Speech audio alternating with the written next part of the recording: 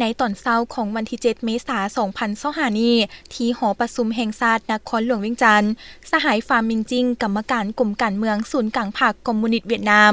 นายกรัฐมนตรีแห่งสาธารณรัฐสังคมนิยมเวียดนามพร้อมด้วยคณะผู้แทนขั้นสูงของสาธารณรัฐสังคมนิยมเวียดนามเข้าวางพวงมาลาไว้อาลัยถึงดวงวิญญาณของสหายพลเอกคำไต่ศรีพันดรอดีตประธานคณะบริหารงานศูนย์กลางพรรคอดีตประธานประเทศแห่งสาธารณรัฐประชาธิปไตยประชาชนลาวที่ได้ถึงแก่มรณกรรมในวันที่ 2 เมษายน 2025 สหายฟาร์มมิงจิงได้แสดงความเสียใจต่อครอบครัวศรีพันดรและคณะจัดตั้งพิธีชาปนกิจตามลำดับในโอกาสอันโศกเศร้าเสียดายนี้สหายได้ตั้งหน้าให้รัฐบาลและประชาชนเวียดนามเซ็นปึ้มไว้อาลัยเพื่อแสดงความโศกเศร้าและอาลัยอาวรณ์ต่อการจากไป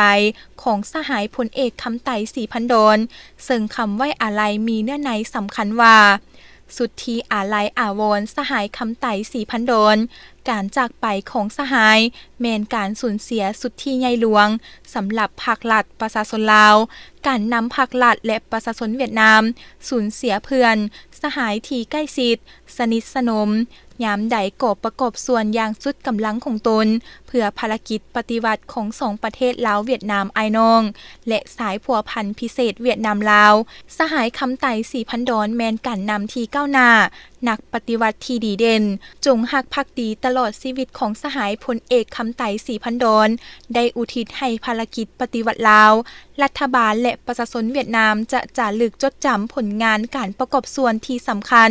ของสหายในการเสริมขยายและเพิ่มพูนคุณสร้างสายผัวพันมิตรภาพอันยิ่งใหญ่